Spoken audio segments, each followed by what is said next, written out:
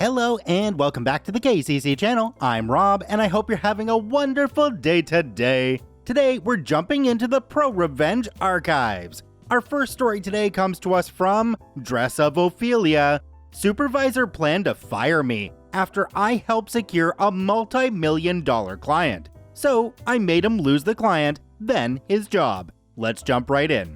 I've worked in marketing for 7 years since I graduated college. That entire time, I've worked for one company. I haven't been the best employee, but I've been nowhere near the worst either. Middle of the pack, just where I like it. I don't make waves or bring attention to myself. I just do my job and go home. I'm one of only 3 females in a male-dominated department of about 15. My job basically entails courting big brands into choosing our agency to create their advertising campaigns. Lots of spreadsheet work, profit projections, boring stuff for people not in the industry. I was in the industry, and I'm bored just typing a general description of it. The entire time I was with the company, Dan was my boss. Dan is a mid-level manager who reports to the vice president of the entire company. There are 5 other Dans in the office, all of whom run their own departments, handling their own big clients. Dan is the typical former high school or college jock who never made it to the pros, so he takes out his aggression in the office. In some instances, aggression in the office can be a good thing, all that testosterone driving towards success. But in Dan's case, it just made him a jerk. Like I said, I was middle of the pack my whole career. I never aspired to get promoted. But over the years, I noticed Dan promote all sorts of people around me. For those who clearly did more and better work, it made perfect sense. There have been some total losers in my department over the years though, and seeing them get promoted was kind of funny.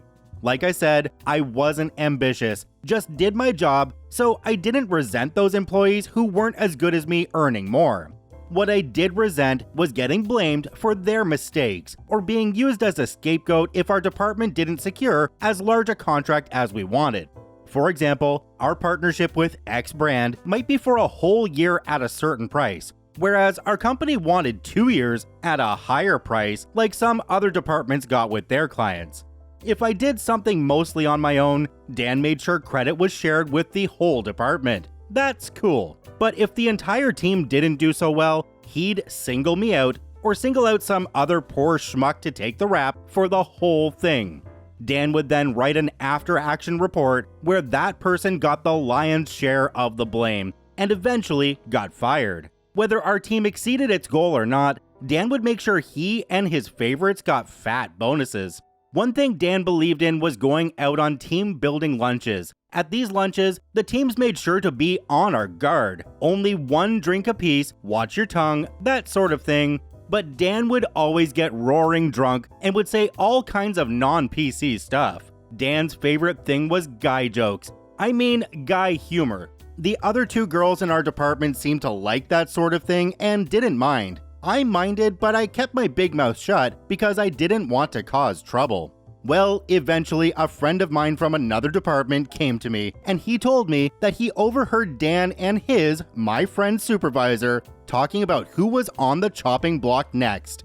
Evidently, my friend was about to get fired and I was about to get fired too. My friend tells me he heard Dan saying that he would fire me after I made sure to make him look good at the next presentation we were making for a prospective client, a huge brand from Asia. The presentation would be in a month, my firing would be a week after that, and then Dan would hire a friend of his just out of college to take my place. I trust this friend because he's been with the company as long as me, and we bonded early over our love for Buffy the Vampire Slayer. I geek out over that show, even though it's slightly before my time. We'd talk all the time about how hot some of the guys on that show were. Well, anyway, until my firing, I was to continue slaving away, collating marketing reports, whining and dining the clients, being charming, and prepping Dan's PowerPoint presentation to the clients.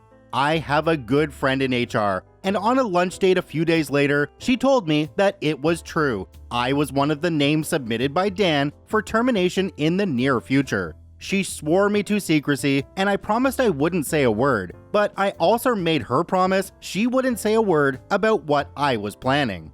I remember how much of a jerk Dan was in that he wouldn't even let me take my 2 weeks off to get married 2 years ago, even though I requested it several months in advance, without making me feel like a lazy jerk. Meanwhile, he'd sign off on his buddies' vacation requests without batting an eye, even if they'd come to him last minute. He's always been a jerk to me, and part of me suspects it might be because I never took him up on his offer to take me out after work or chat me up on a personal level from years ago, before I got married. I had just realized I was pregnant with my first child, and I dreaded eventually having to ask Dan for my maternity leave. This job really wasn't making me a happy person anyway, and my husband makes a fine salary and has always told me it's perfectly fine for me to take time off to be a stay-at-home mom for a few years, or even permanently if I want. Well, I've always done my job effectively, done well on performance reviews, never off the charts good, but always well above effective rating. Even when Dan, the failed tight end, was reviewing me, he had to play nice because an HR rep would be in the room. Growing up with two butthole brothers who are now wonderful people, one teaches high school English and the other is a chemist, I knew a lot about the classic mousetrap stink bomb trick, where you superglue a stink bomb ampule to the cheese area of a mousetrap and set the mousetrap so that when the trap is triggered, it crushes the ampule and releases the fart and rotten egg smell.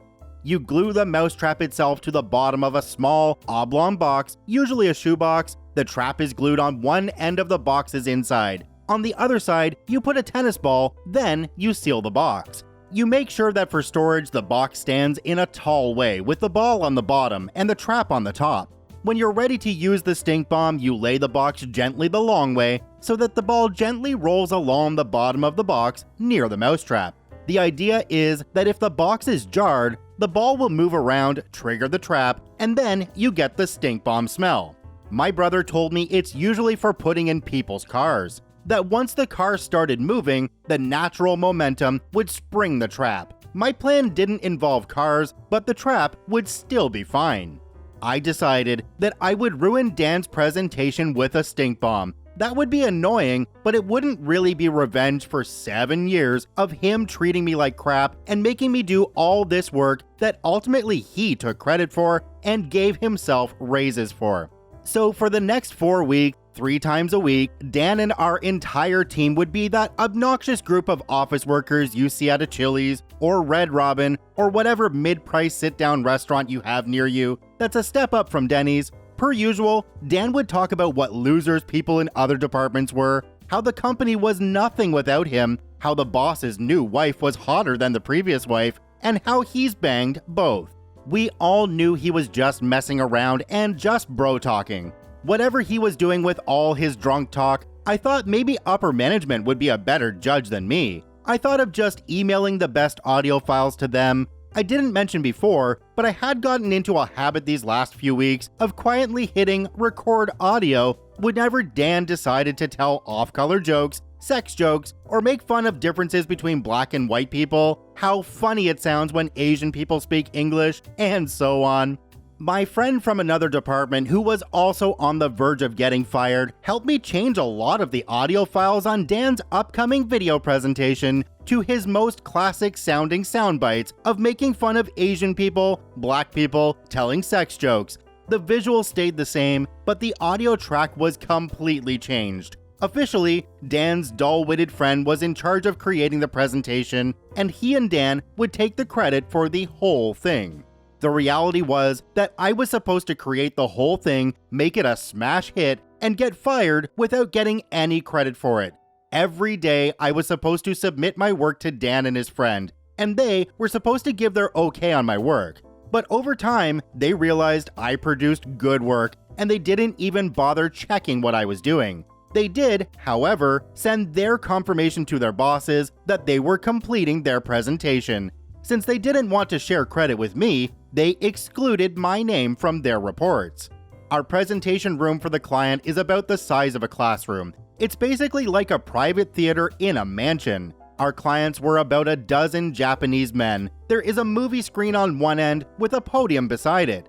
Dan was supposed to make a speech at the podium, then show how approachable and cool he is by pacing up and down the stage in front of the screen to really sell our agency's services. and then take a seat while the video climaxes the show. The video is projected from behind a glass room, like a movie theater in back, and a projector is connected to a laptop beside it. The projector shows its image through a glass window. That projector room has one door accessible from inside the theater, and it has a deadbolt lock, though it's never locked. Another door leads to the rest of the building. We are on the 8th floor. Only the custodian has the key. Dan had a remote control where he would click a button and the presentation would start. Without Dan knowing, I had the projector changed to a different model that wouldn't read his remote, but the remote I was holding. There were like 5 different projectors available on the projector room. The plan was supposed to be that Dan would press his button, the video would play its 3-minute length, and that would end our pitch to the client. My plan was that I would press my own remote at the same time as Dan. Well, Dan goes through his nauseating presentation, really kissing a lot of butt, and the clients are watching him speak. He finishes his pitch and then, on cue, presses his button. As planned, I press my button. Oh, I ought to have mentioned before, but I had gotten my hands on a copy of the custodian's key without anyone's knowledge, and I deadbolted the projection room door. The first minute of the presentation goes as planned, the correct audio playing about how our company is so wonderful, yada yada yada. Dan is lulled into security and relaxes at his seat. Then, the fun part of the audio starts, where Dan tells a lot of racist jokes, makes fun of how Asians talk, how he screwed the boss's wife, how the company was worthless, and how he was the best employee. Dan panicked, practically screaming. He runs to the projection room only to find it locked. Ha ha ha ha. The whole team, especially Dan and the doofus who claim credit for my presentation, are wondering what to do. They're trying to usher our Asian guests out of the room, but oh no, they find it fascinating. Ha ha ha ha. Just when things couldn't seem to get any worse, I open my briefcase and take out my stink bomb that I've been carefully carrying like a Fabergé egg. I made sure not to actually set the mousetrap until I was in the room earlier during the meeting. While Dan was droning on, I opened the box in the darkened room, pulled back the mousetrap, closed the box, and waited. Now was my chance. With Dan and his crash test dummy friend now screaming for something heavy to break the projection room window, I kicked the box down the slanted theater floor.